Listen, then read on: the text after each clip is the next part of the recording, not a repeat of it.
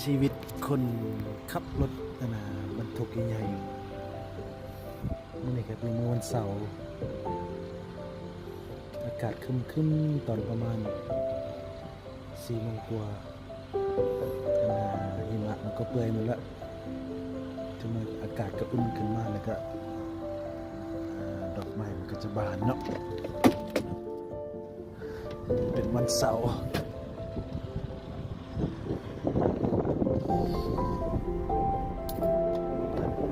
พักอยู่เลย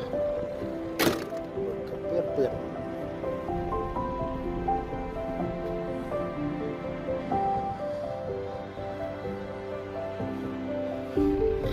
กับเปื้อนเด้